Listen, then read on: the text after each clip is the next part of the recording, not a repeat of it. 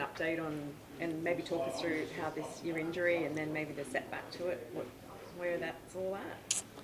There's been speculation in the media. I did my calf. I don't know who tossed that up. It's all my groin, so it's an ongoing issue.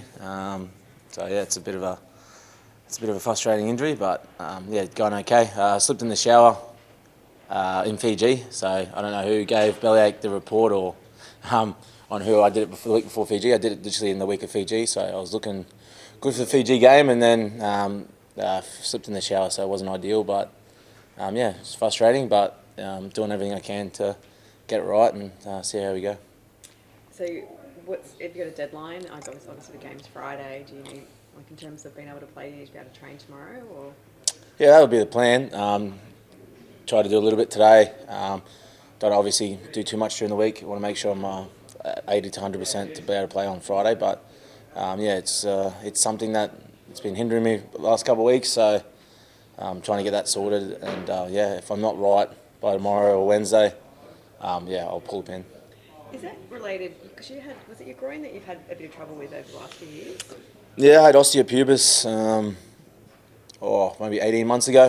Finally shook that, and something's come back. So had scans, and it's a bit of inflammation in the groin. So I'm going to try and figure out what I can do around the body to try and strengthen everything up, the core, glutes. So doing that a lot at the moment, and it's getting there, but still got a little bit of work to do. It's the same side? I had both sides last year, the 18 months period, but it's come back on the right side, and it's on my kicking leg, which is ideal, but not being able to run is probably the most frustrating thing at the moment. So doing everything I can, but just got to try and be a bit more patient. It's not really a deadline, unfortunately, where you got medials or other things you can kind of have a gauge on 4 to 6 weeks or that. So for me, it's just a matter of if I wake up good, I can train at the moment, and if I don't feel good, then obviously just put it back in the shed. So it's a bit of that time management and training management at the moment, which is not too good for myself, knowing that. So I'm just going to be patient and just do everything I can to obviously be right to play. It must be super frustrating to be so close to round one and then have a setback or even have to have the injury at all.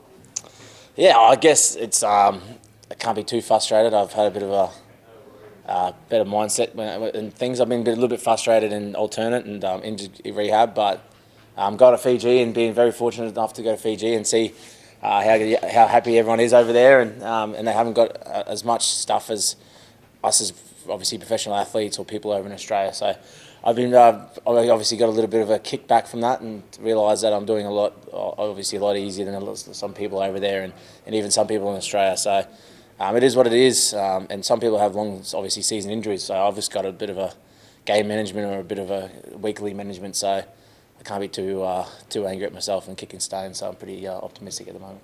Nathan Cleary's performance in the grand final was pretty amazing. I mean, does he deserve maybe to be called the best player in the competition? And sort of how do you see that challenge on Friday night for your team?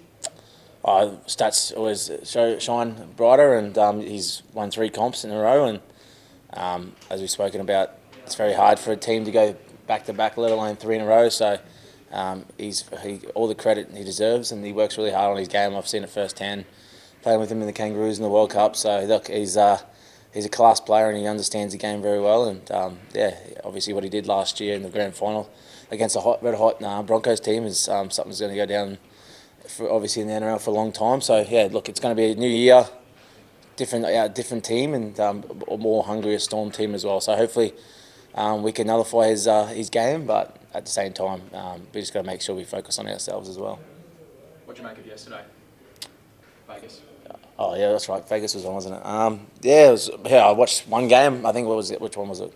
Bronx Roosters. It was obviously good turnout. It was ideal that we got a bit of a crowd over there. I know a lot of Australians went over there to watch their teams play, and being the first game in Las Vegas, I'm sure also the first game of the rounds in Las Vegas, there was pretty much a lot of hype around it, and I think they got some good feedback on it. But I'm sure there'll be a lot of teams next year putting their hand up. But it was probably exciting, and hopefully we can grow the game a little bit more over there. Not probably Las Vegas, but in America itself, and I'm sure we can get a lot of American athletes probably maybe playing NRL in a couple of years' time. So it's exciting to grow the game, but at the same time, we've probably got to understand that probably more better to grow the game in Fiji or Papua New Guinea too. Like, they've got a national team over there, and there's some good talent over there. There's obviously haven't got the funding or the people to be able to have enough money to come over here. So I think we probably need to look at grassroots over there too. I know America's big sporting globe, and everyone wants to play over in America, but at the same time, I think there's a good talent pool in Papua New Guinea and Fiji as well. How's Craig feeling going into his 500th season as coach? 500th season. Oh, basically feels like He's 90. He does look like 90. I understand where you come from there.